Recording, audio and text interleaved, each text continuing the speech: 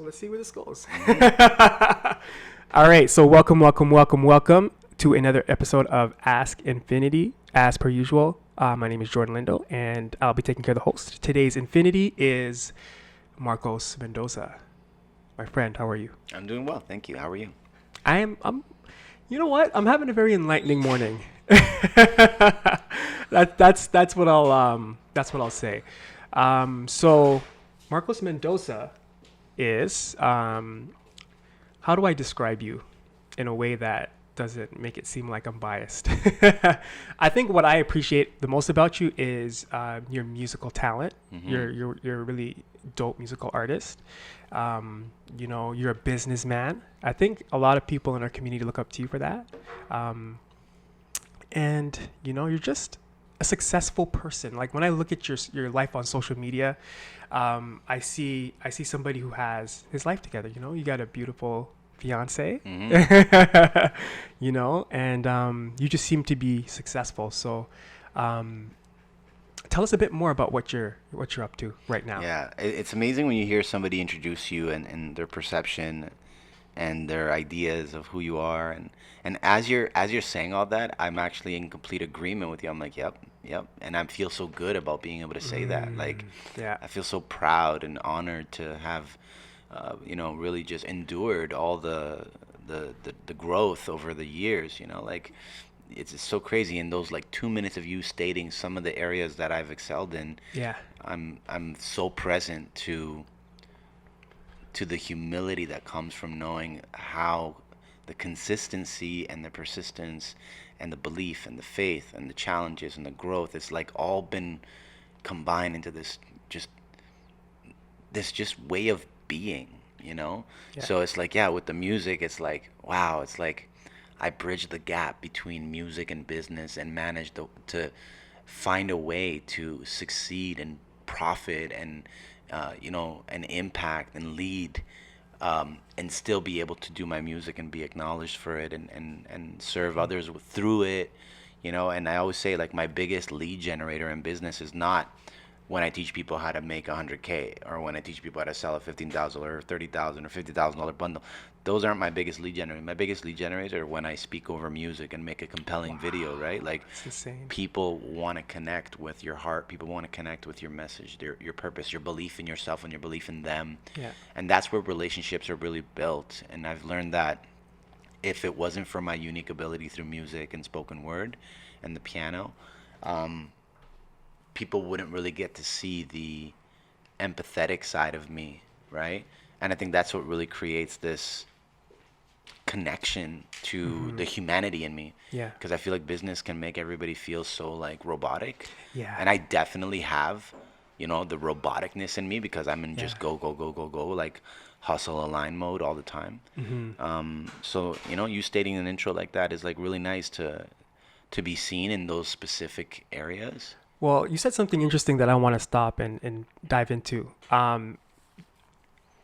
You created a really incredible event for those who are listening and watching. It's called Ikigai. To me, I think it was the first that Toronto has ever seen something like this. Am I correct in saying that? No, I've actually done about 9 of those. I'm so sorry. Beyond you. I don't know. Like, I think I love to believe that I'm the only person that's doing this, I call them performance seminars, right? Yeah. Which are like live music, visual arts, dance choreography, public speaking, all occurring simultaneously in a theatrical environment. Like, I love that I can state it like that as like, oh, what do you do? I produce performance seminars. What's that? Live music, visual arts, right? Yeah. I have been to events similar. Obviously, if you go to any like Cirque show or if you go to any like, Blue Man Group or theater, like there are these components. Yeah. But I just love the idea of personal development concepts being blended with art. Yeah. And creative expression, right? So Ikigai was a really special event. To be honest, it was probably, like, it was great, but I had a fever. I was super sick. I don't know if you remember that, but I was super sick that day. So I was running a fever. I was just like, it was so difficult for me to be present because of how icky I felt.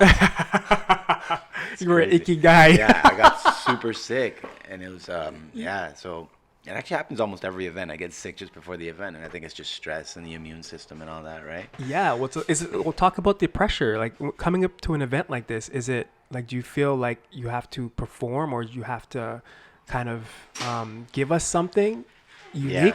yeah, it's really difficult.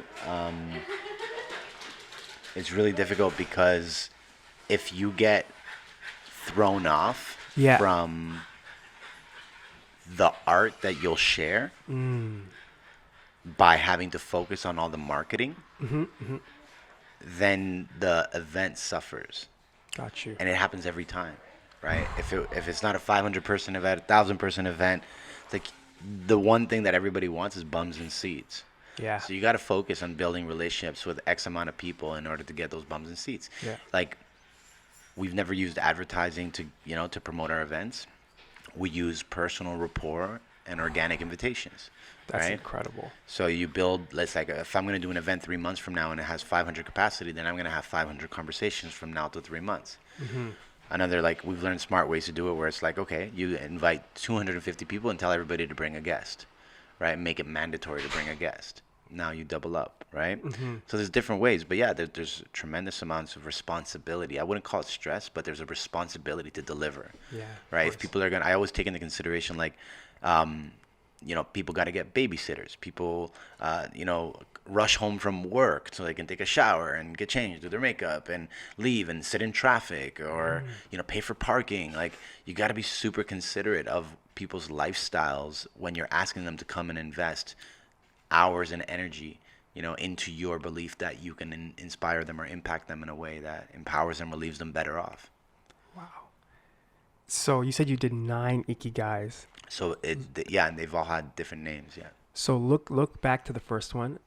Um, what do you feel like is the major difference in terms of what people were experiencing between the first one and the last one?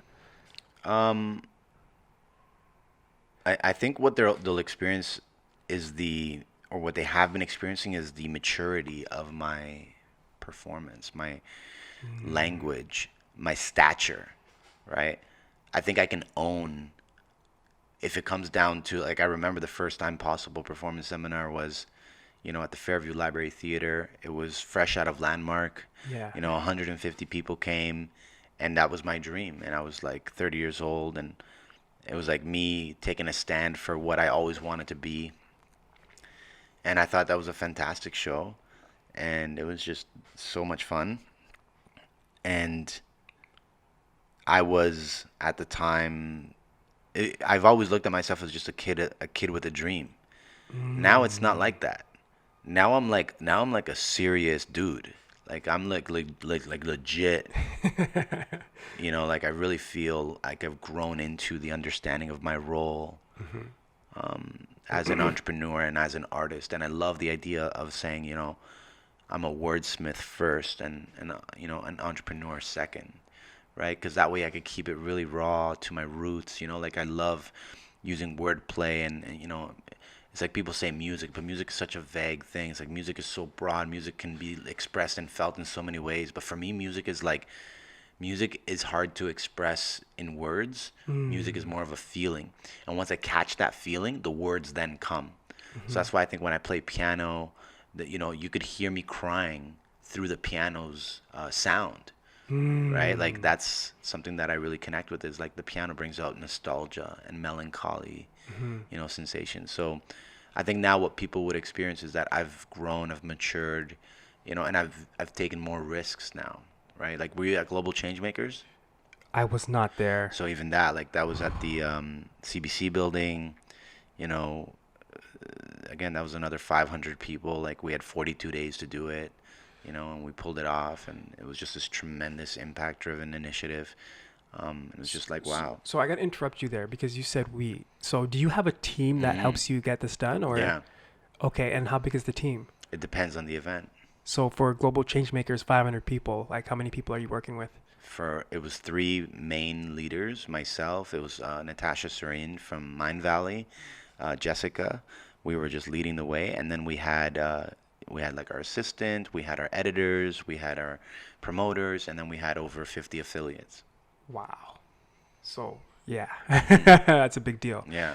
So I like that you've incorporated art and music into your life, but what's the balance like? Like I know that for someone as creative as you, it can be difficult to balance, you know, work, I guess if you want to call it that, and music. So how do Mm-hmm. you balance the artistic expression with, you know, doing what you have to do to, I don't want to say pay the bills, but Mm-hmm, mm-hmm. Yeah, no, like on my phone, my wallpaper it says rhyme, write, read, piano. Like that's my mantra for, like for the day, right? wow. Start my day, Yeah. rhyme, write, read, piano, That's so dope. right?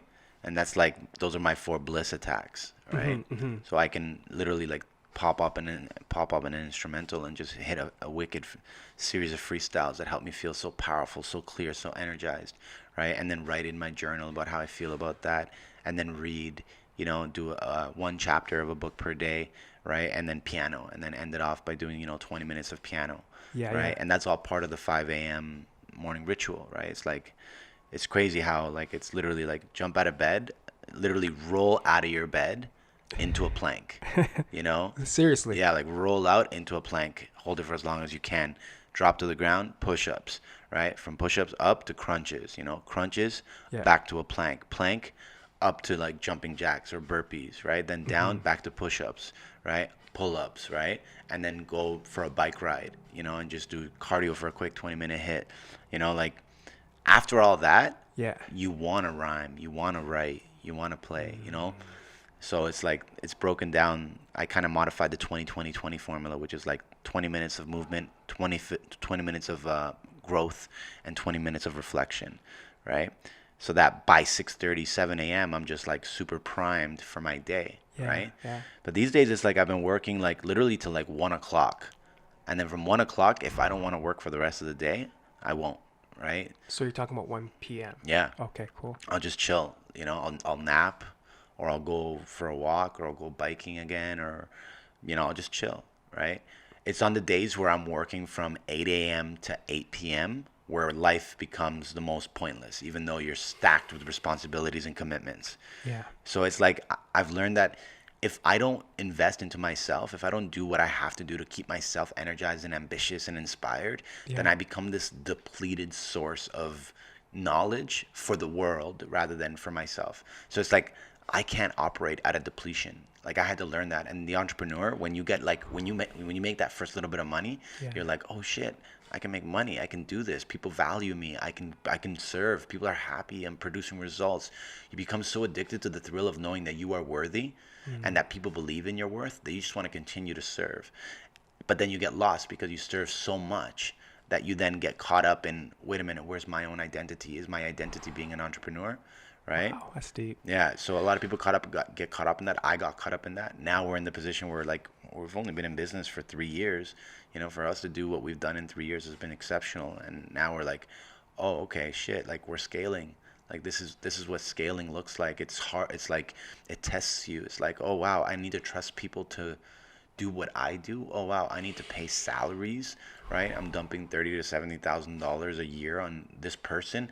This person has a family. I'm responsible for that, right? Like you're just like taking on so much, right? Yeah. Yeah. And you're just like, and you got to still produce so that the ecosystem in your machine, you know, it runs with integrity and ethics. And I'm just like, dude, I never thought I'd become this guy. I'll tell you straight up, like who I've become now. I'm just like, fuck, this is crazy. Like I was working with my father in construction till I was 30, you know? Yeah. It was just like I've always been an aspiring lyricist, you know, and I wanted to produce theatrical events and, you know, like that was my vision. And now I have this, you know, these companies, you know. So let me ask you this because I think a lot of people will be wondering. It's there's kind of a stigma that if you're a creative, that then you know there's a struggle to be successful financially. So how did you transition into your success? Like how did you transition into being able to support yourself financially Hmm. while maintaining your creative integrity? So it was the events, right? Yeah. You ever heard the story of how Nipsey Hussle sold his album for $100? Yeah. So let me Crazy. ask you this. You know, have you ever been like a lyricist or anything like that? No, No. I mean like I do freestyle. Okay. So let's just say you're a rapper, right? Yeah. you gotta invest like $10,000-$15,000 into producing an album. Yeah. But then the market says that you have to sell that album for $10 and each song on that album for $1. So you just invested $15,000. You're an indie artist. You don't have a huge tribe. You don't have a marketing machine. But now you got to sell your product for $10 and get as many people as possible to believe in you so that they'll enjoy the music, right? Mm-hmm. Why would you invest $10,000 to $15,000 only to have to sell a product that's worth $10 without having a massive marketing campaign, push, or team behind you?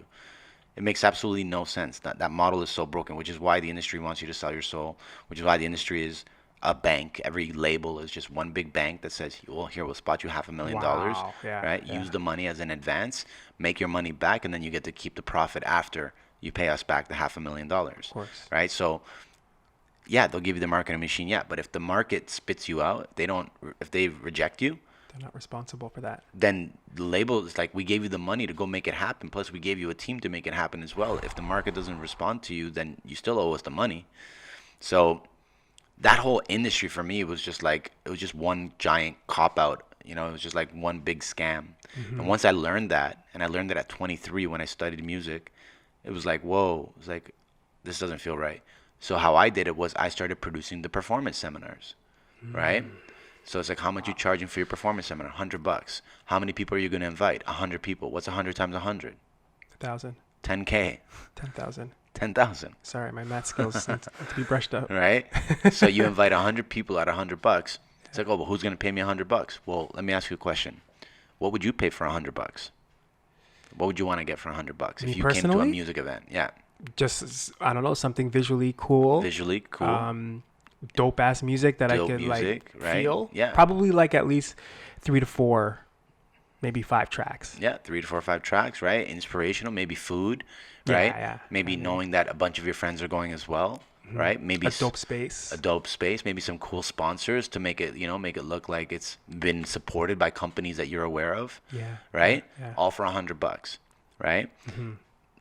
When your self-worth is on fleek, you can ask anybody to invest into whatever they're investing because they're actually not investing into you anymore. Now your marketing and your message is about them investing into themselves. So you get 100 people to believe that they're worth $100 for 2 to 3 hours of their time. You're going to facilitate a space that's going to solve a problem, heal pain, alleviate suffering, or increase pleasure, right? So you got 100 people to come at $100, Yeah. you make 10K. Fuck your album. Perform your album there and then give it away for free, right? If you're going to sell something, sell a hat, sell a shirt that has Ask Infinity on it, That's dope. right? Let people carry on. Let them wear your shirt as a pajama to bed. At least it's part of their life. But your CD is your songs, it's gonna get in the shuffle mix of like the 10,000 other songs that they have. Yeah. Unless they're your super fans, your true fans, right? So that's how I cracked the code. I started producing the events. Out of the events, what I did was I discovered that the audience of people that were coming to the events was not a hip hop audience. It was an audience of older people that were in the personal development sector that loved learning, that loved self-help. So I discovered how to focus my attention on an audience that wanted to hear my speeches, wanted to hear my music. They supported it. They were asking for more. Every time I did a hip hop show, you know how it is with a hip hop show, right? It's like hip hop is just a completely different culture that I never fit in. No wonder it didn't work for me. I can perform in the hip hop genre. I can express lyricism from a hip hop flow. Yeah, I can yeah. respect the hip hop culture. I can, I am hip hop, right? But I don't perform for hip hop audiences because they just don't get it. Especially the woke. Like, I want to speak to the woke audiences, but those audiences they're all old dudes now, right? With families. It's like hip hop evolved, Wow. So I had to cater to my audience, right? So you know your audience. So anyways, I just gave you like a wicked formula, right? That you can apply for any type Yeah. of event. So it's like, if you can make your art less about the music and more about the event or the merchandise or the impact or the service or the community, the music is just a vehicle that acts as if they're going to cheapen it down the way they have, like $1 a song, et cetera, or free streaming. Yeah. If you're going to cheapen it, then why use it as your sales force? No, people are going to buy the influence that you have on them. So you just segued into the next question I have for you, which is, Why do you feel that people believed in your vision? Because my vision was built off of the community support of multiple people's visions at the same time, Got you. Wow. That's right? deep. Yeah. So it wasn't so think about it. It wasn't about me, right? It was, but it wasn't, right? It's like if you have a voice that can speak on behalf of people that are voiceless, then the voiceless people are going to look to you to say, to speak, to feel, to express, to heal everything that they are not ready to do yet. Got you. Them being a part of your community and you taking a stand for their voices and their message, then at least in your leadership, you can be the first one to take a stand for that, right? And then from there, they can then check in with you and know, like, okay, this guy, he's like me. It's like the personal development model is what makes you an expert. Is it because you have all these degrees and all this education, or is it because you've lived it? Right? There's two ways to position yourself as an expert. Either A, you went to school and studied something, so you're qualified as an expert, or B, you lived it. Right? You lived the experience. So if you're one step or two step ahead of the person that aspires to be where you are, then you can position yourself as a leading authority, as an expert, if you wanted to, right? So if you wanted that, when you're building a community, number one, a community is about a people of like-minded energy, like-minded individuals that have a common theme, common passion, common beliefs. If you're going to take a stand for the problem or the pain or the suffering in that community and you're going to heal it and you're going to be relentless and you're going to fight for it, then the people that want to fight for it as well but aren't ready yet, they're going to follow you, right? And then when you respond to those people, you tell them, like, I don't consider you a follower. I consider you a fellow leader. Are you open to having that kind of responsibility? So that when you ask them to come to an event, you're not asking them, please come to my event. I really need you to come to my event. It's like, I'm doing an event and your contribution will be greatly appreciated. How would you like to benefit? How would you like to contribute? How would you like to create something? That is such a reframe. That's insane. Yeah. So, okay. Have you always been this brilliant, or is this something that has been No. cultivating over time? No, I've always considered myself to be very dumb. Very dumb. Like, till I was, like, I'm telling you, like, my awakening happened when I was 30. Like, I was always alone, bullied, lost, Bullied. like hardcore bullied, dropped out of high school, failed elementary school. Like, I have no academic knowledge at all. Yeah. Like, just very introverted, very scared, very inauthentic, but inauthentic in the fear of being my true self, Gotcha. right? So lonely, like that's always been me, always.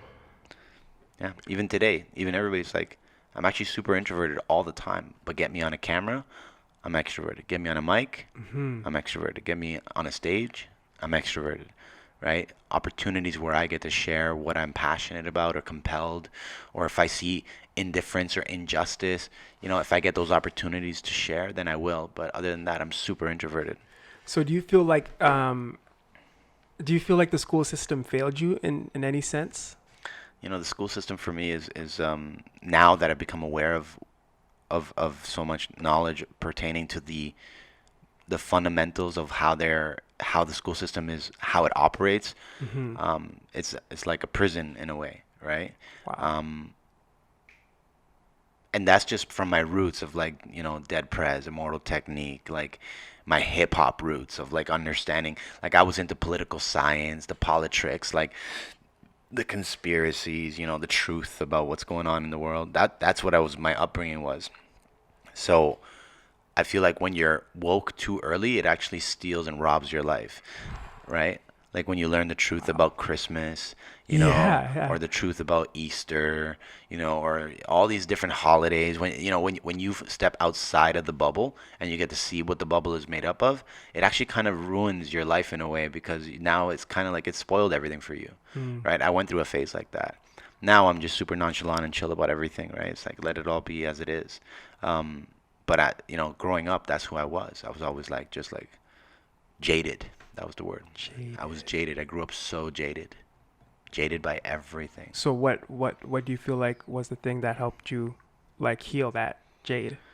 Um, I always point everything back to Landmark, Really? Landmark is so controversial because it has like it's like split almost down the center. 50% of the people have like life changing, amazing. They go on to be millionaires, and then the other 50% are like they kind of spiral into a place of like I don't know, ignorance, and maybe it's what they chose to get out of it, but Have you done the landmark forum?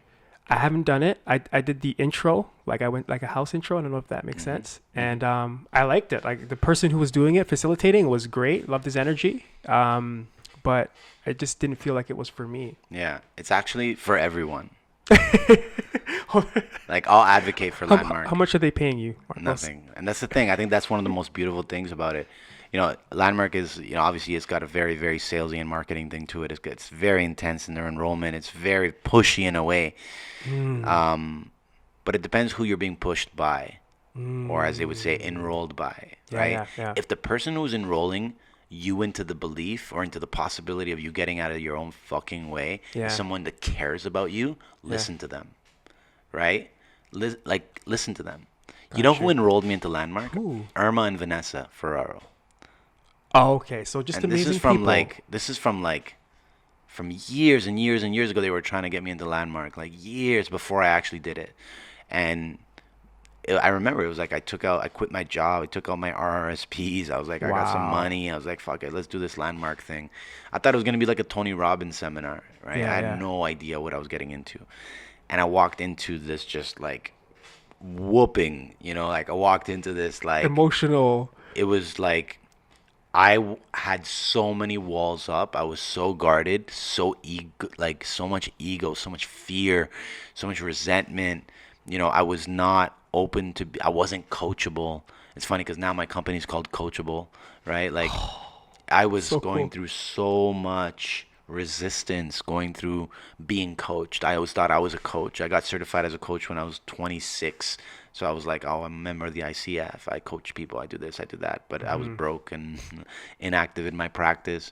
You know, Landmark really opened me up. It gave me everything that I needed to learn how to clean the slate, clear the clutter, and really give myself a chance to have the life that I always thought of having. Landmark did that, and that's why I always like, oh, I take a stand for Landmark. I'm like, I've, you know, for all the programs that I went through in Landmark, you know, the curriculum for living, like for me, I experienced some of the most brilliant, beautiful, wonderful experiences of my life in every single program I did. Like to clean the slate and start and inventing possibilities, to come from nothing, you know, to remove the baggage and the drama, to choose and be committed instead of attached, like, you know, payoff and costs, rackets and stories. Like I can go on and on and on. Like the principles from Landmark, the distinctions that they've created are just tremendous blueprints of thought. It helps you clean up your life in a way where if you think you have it all together, you'll improve. And if your shit is not together, then you'll improve. So I think it's a fundamental way of being. So everything for me changed after the Landmark Forum, and I can take a stand for that. Literally after that, I'm 34. That happened when I was 30. After that, I manifested crazy abundance, crazy abundance. Like I manifested Think and Grow Rich. I manifested people in my life that were mentors to me virtually that I never met. I manifested, you know, my first 5 performance seminars. I manifested communities. You know, I manifested tremendous amounts of opportunity and abundance just from thinking in that psychology that I would now program to think as. Like it was the catalyst to my own personal transformation and evolution. So I feel super grateful for it. I mean, like that's the best. That's the best promotion, right? Somebody who's successful. So I mean, if we can attribute all of or some of your success to Landmark, then that's the best. Yeah. I mean, like people are watching and they're like on the edge because who hasn't been told about Landmark at this point, right? You know what? A lot of people actually. It's really interesting. We do live in a bubble. For example, your community and my community, we all share 10% of the same algorithmic code.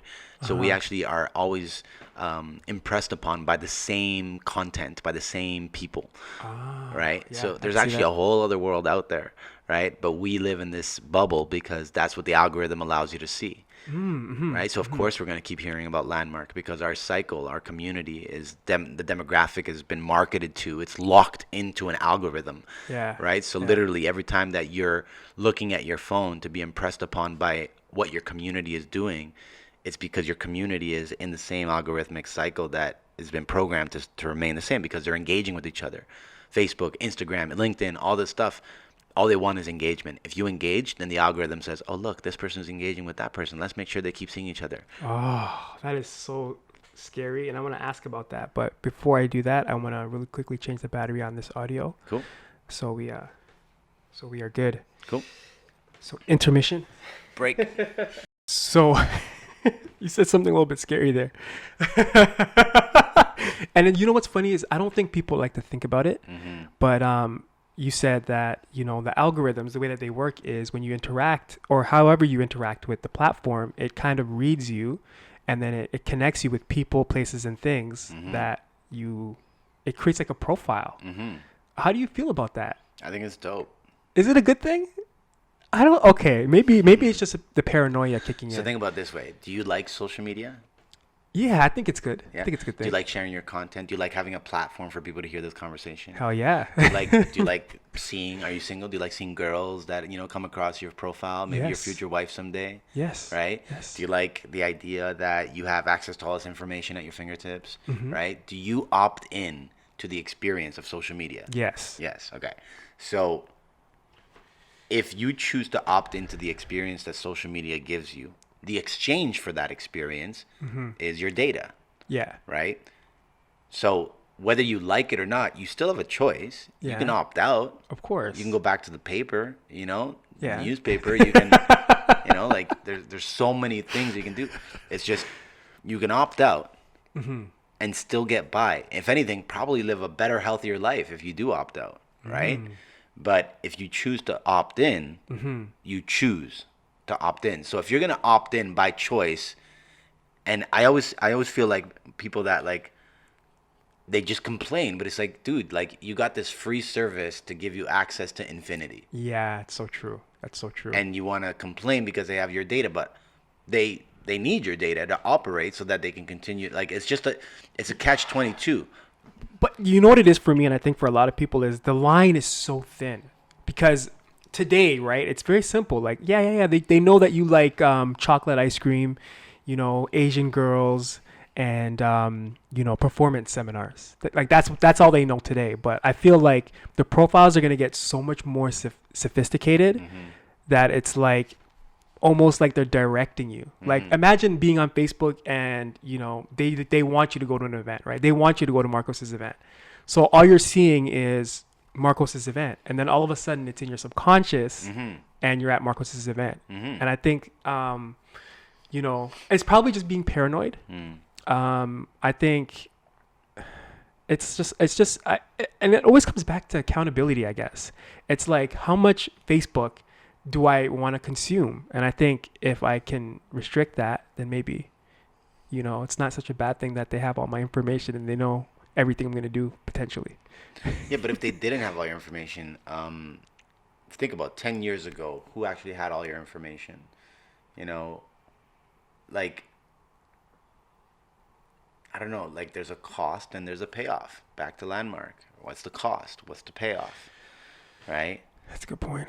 So, honestly, it's my sales in our company our sales in our company, all of them have happened through enrollment conversations that were built off of Landmark principles. They also all happened because social media. People were given a platform with an opportunity to be left touched, moved, or inspired by the possibility that was invented through our content. Communities were created, conversations were exchanged, you know, through the use of social media, right? So I'm grateful. I'm a full-time Facebooker. Like I'm a full-time Facebooker for 14 years. Yeah. Right? Like, and that's like, to me, like I'm okay with it, right? Like I really enjoy having a platform to impact, right? And like, I don't run any ads, right? I don't run ads. We've done very well in business without the use of online advertising. Everything's organic. Everything's, you know, Word of mouth. and referrals. Yeah. You know, and now that we're about to start our very first like legit, you know, heavy ad campaign, it's like, yeah, okay, now I have to like, even Goalcast picking up my videos. Yeah. Right. What a pleasure. That's like, 500,000 people. That's 500,000 lives that have been impacted by the message of my words. Yeah. And it's like you look at the comments, and it's like upon first impression, people perceive things to be so stupid sometimes. Like something so pure, like a wedding proposal, Yeah. can be perceived as, oh my God, da, da, da. If somebody ever proposed to me like that, I would, like everybody's got an opinion, right? So you got to learn how to keep it tight within your community, use the methods, use these tools. If it's exhausting to you, then limit it. You just have to find your balance, right? But social media is a part of our lives. You know what it is? And I feel like I figured it out in the context of this conversation. I don't feel like I'm getting, and this is a accountability thing. I don't feel like I'm getting the value back that Facebook is getting from me. Mm-hmm. So I think what I'm going to do is just turn up and just kind of milk all of the value that Facebook has to offer. Mm-hmm. So I feel like it's an even exchange or equivalent exchange. That's powerful. Yeah. So. But that's because you choose. Yeah. Like you've chosen not to receive that value. Yeah, I know. That's the scary thing, right? You've been pretty quiet. I've been watching your stuff. Like just now with the Ask Infinity podcast, you kind of turned up a little bit, right? But you've been quiet. Yeah, too quiet. Right? It's like, why? What are you doing I'm otherwise? about to go ham, literally. Right? It's like, I don't know. I have no problem with it. Like if I always say the etymology of social media is social, is community, media is content. Mm-hmm. So social media is all about building communities and creating content that community loves. You know what? You're really helping me reframe this, because now I'm understanding that if somebody creates a platform that allows you to connect with your community on a massive scale for free, they're almost entitled to that, to the information. To the data, yeah. Yeah. Almost, yeah. Almost, yeah. It's an exchange, right? Yeah. That's the exchange. It's like they sell your information to the data companies so that the ads can run and so that they can profit off of, their algorithms and their formulas and all that stuff. And it's like, yeah, whatever. I don't give a fuck. Like, who gives a shit? Like, right? I get the severity of it, and I've listened and I've heard enough studied. But my stance on it is, this is helping me create the life that I will now be able to use so that I can provide my children with, the safety, the security, the shelter, to be able to live our lives. Like, we have people that are being positively influenced by the value that we contribute. If I didn't use social media to do it, I would use other channels. And again, every time you fill out an application to have an ad run in a billboard or in a newspaper, you're still putting your information, name, email, phone number. Like, you're still. It's, what is so funny? It's literally the same thing. Even when you go to the doctors, right? You fill out a form and they keep your information. It doesn't go anywhere, right? Where was cold lead generation was collected from every form that you've ever filled out. That information gets sold back to some company who then out of nowhere calls you and says, hey, would you like to? You just said it, right? And now we don't get those stupid calls during dinner time. No, now you just get an ad that shows up that says something that you said that you liked to somebody 3 days ago. Yeah. Right? Like you were trying to buy your wife an engagement ring, and then suddenly engagement rings start popping up everywhere, right? It can get out of hand, absolutely, right? Like, it's crazy. It's like, I was just thinking about that, and then boom, right? It's like, because you thought about it, you inputted it. Like, it's crazy. It is unbelievable, but again, it's a useful tool if you use it responsibly.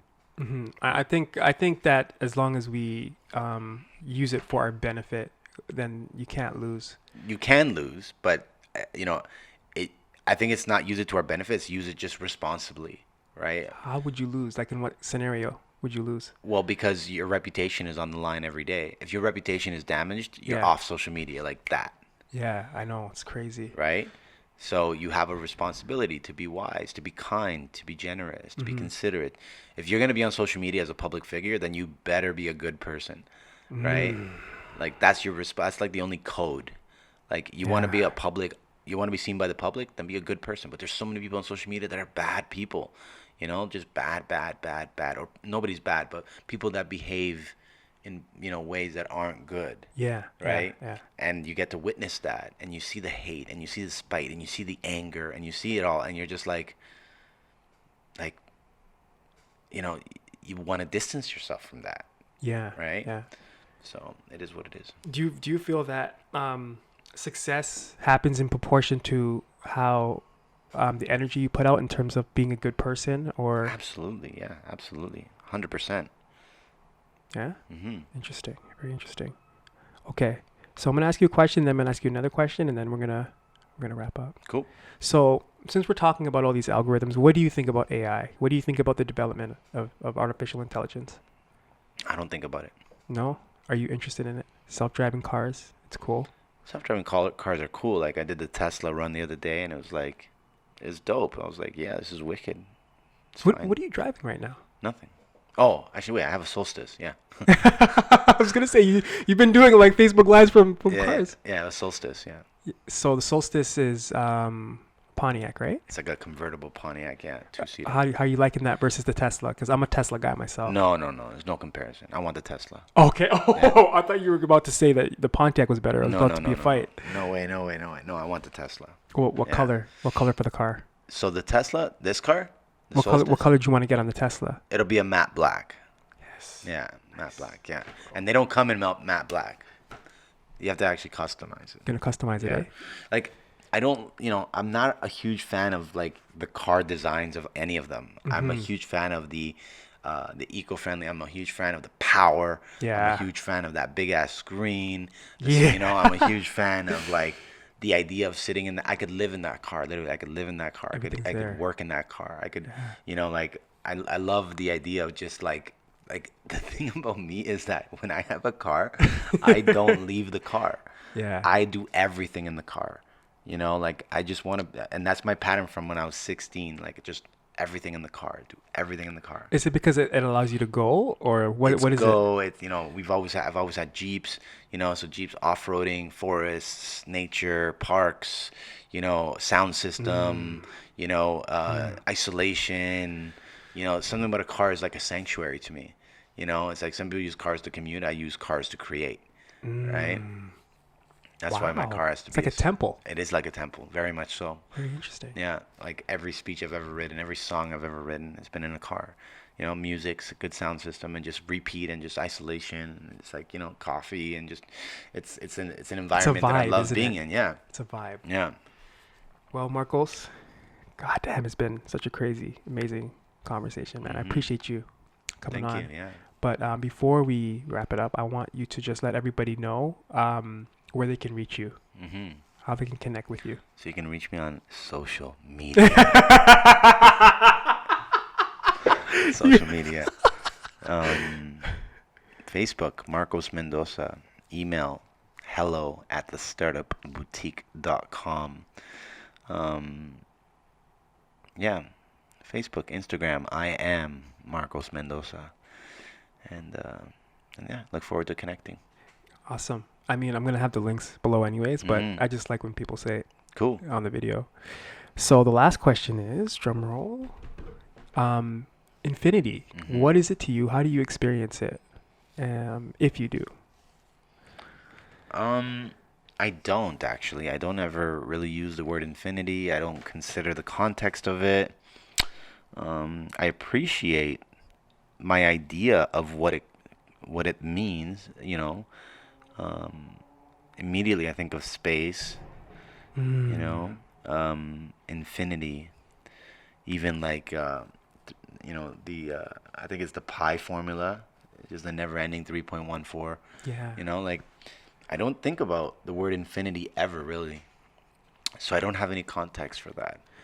I just think of it's a really interesting word because it's like when you think of infinity, what do you think of? I think of infinite. T. Infinity. He used the word. That's how you know it's. You know what? I would probably name my daughter that. Infinity. Damn. Why? That's a beautiful name. I wish I had thought of that before you said that, because now it's like I stole it from you. But that's so dope. I like that name. Infinity. Infinity. So when that happens, just Yeah, I gotta talk to Jess. We have all these names we're coming up with. Oh, you have lists. Oh yeah. What do you want, boy or girl? Well, one of each, right?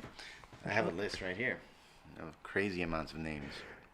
I mean, that's an interesting thing. Yeah. So do you have the itch to pass the legacy down to your son? Like, is that a thing? Oh my God, he has like it's a list. Yeah. Really? Yeah. Did I see Jessica there? Jessica. No, it says Jessa, Janessa. Oh, Janessa. there's just really interesting names here, like Cynthia, Sahaya, Kalea, Lamon, Mm. Evelina, Sari, Beige, Elise, Mia, Maya, Selena, Ariela, Vienna, Dalia, Naya, Chance, Kavita, Feliz, Chance. Oh. Jesly, Ariana, Ariel, Sonrisa, Sherelle, Miana, Daja, Ayana, Symphony, you know, Oriana, like These all are, these really unique, just women's names that I've heard like in passing. And I'm yeah. just like, what's your name? One second. That's so beautiful, Yeah, man. yeah, yeah. But yeah, Uh, Infinity, yeah. Infinity. Maybe a middle name. I don't know. We Jess and I are like super nostalgic like that. Like we're just like we're just weird. It's like even the way we think about like when we talk about raising children, like we don't Mm. want to raise our children in the public school system, or in the private. Like we want to raise our children to be completely nomadic students of the planet. Wow. Animals and plants, animals, plants, and music. So, I mean, is that a homeschool situation? Yeah, it's a completely homeschool situation. Like we build online courses for a living, Right? right? That's so So interesting. we can literally create like our own curriculum for our kids, film the videos now that we're young, Mm-hmm. and then when they're old enough to get into school, it's like we can teach our kids, right? And then any outsourced programs, I'm sure there are outsourced programs we can get for math and certain things, Mm-hmm. right? But it's like I would rather our kids learn how to nurture the planet, learn how to be kind to animals, learn how to be, arts, in the arts. Like, I don't know, just I guess because I had such a poor academic experience, it's Yes. like, I don't know. And even like recently, like I had an experience speaking out of high school, and I was like, oh man, like, I don't want my kids in high school like that. Like, I'd rather my kids be like just these really uniquely creative and innovative, and it's like people are like, well, how much it costs to do that? And it's like, I don't give a shit what it costs, Mm-hmm. right? Like, it's not about the cost. Like, the cost of living is so high that I have to perform exceptionally no matter what. That's the standard that I'm involved in. Yeah, yeah. So that's what I'm in. So I have to perform exceptionally, right? That's the standard of my work ethic, right? So Mm-hmm. that's where self-worth comes in, right? So true. But I wanted to ask you, I mean, like, I wanted to end it, but you're just saying so many interesting things. Hmm. And maybe I'll end with this. Do you feel like you would be interested in creating a space where not just your kids, but other kids could come and learn um, in a way that is holistic, like the way you're describing? Like us create it? Mm-hmm. No, probably not. Like maybe, I don't know. Like I'm very weird when it comes to kids. Like I don't know how Mm. to be with kids. Kids intimidate the hell out of me. I Why? don't know. I just feel like there's a fragility there that I have to be so responsible for, and Yeah, so true. like I'm not there yet, right? Are But you prepared to have your own kids? um I'm not. But I do feel like I gotta hurry up. Like I never wanted to be like an old dad, Yeah. you know? One thing that I've had in mind with Jess is because one of Jessica's non-negotiables was we have to adopt a kid. Mm-hmm. So, because I always wanted to be a young dad, like my dad was with me, it was like I was thinking, maybe I can adopt like an 11 or 12-year-old soon, Mm-hmm. and imagine me being 34, having this youth in my life, and then having this kid that's young as well, right? And then having a kid, right? So that it's not the other way around, where it's like the adopted kid comes into the family that's already been binded, Built. right? Yeah, It's yeah. like no, now the adopted kid feels like they're He's super part. connected to us, Mm-hmm. and when we decide to have a child, the adopted kid is in alignment with the decision, so that they're prepared to do their part in being a brother or sister. Yeah. Would you tell your biological child that they're just brothers, like they're blood, or No, what no, would I'll you tell them straight tell up. them? Tell them Yeah, the truth. yeah, Okay, very yeah. interesting. No, tell them straight up and just be like, honestly, like the ethics and integrity of understanding how much pain exists in the world is something that I think will help from a young age children have empathy towards each other Yeah. as kids. Mm-hmm. I think that's missing. Like And when you see kids being empathetic with each other, it touches your soul, Yeah. right? Yeah. Because it's like it's so nice that there's this maturity that exists in the sensitivity of seeing kids connect with kids, kids helping kids, kids supporting kids, right? And kids aren't just kids these days. Like there'll always be kids because of their life's experience, but they are evolved now, right? So there's there's a higher consciousness that's playing here, right? So I love you're such a very interesting guy. I love that you said that Jess has non-negotiables. Do you feel like that level of communication has contributed to your success in the relationship? Hell yeah, straight up. It was, Jess calls me the king of communication, Yeah. but I gotta give it up to her. Like she's really, I think the reason why our relationship is so fucking badass is because we communicate so authentically, like from the very beginning, like when I was first under the influence or under the belief that Jess and I might end up actually start dating, I asked her and I said, so can we, get clarity on exactly what this is? Amazing. And she was like, she's like, well, here's the thing. She's like, my mother raised me not to date. My mother raised me to connect with, the man that I feel is the man that I want to invest my time and energy and life with. Yeah. So when I do connect with that person, I'm all in. But I'm not the type of woman that's just dating and, temporary or this or that. So most people, when they hear that, they would say to her, most people, when they hear that, she would say to me, most people, when they hear that, they just, the idea of going all in, it's like they'll tell me straight up, like, no, it's okay. Right? And I was just like, at the time, Man. I was just like, I'm fucking all in. Let's do this. Right? Because I already knew I had a checklist, and she was the most beautiful thing I've ever seen. I had a checklist, literally like, okay, my dream girl. Like, Really? it all just happened so synchronistically, and I was just so smitten and impressed, and then, core values, and, so many things. So when she said, it's like, the only way this will work is if we're all in, I was like, I'm all in. Let's do this. Rock and roll. She's like, you know what this means, right? I'm like, I know exactly what this means, right? And she's like, okay, then we got to get some non-negotiables out of the way, right? Right? So she like laid it out for me. So for me, I was at a position in my life where it was like I could have very easily said, yeah, no, I'm okay. But what was I? So think about it as like as qualifying your ideal client, right? So we both qualified each other as ideal partners, right?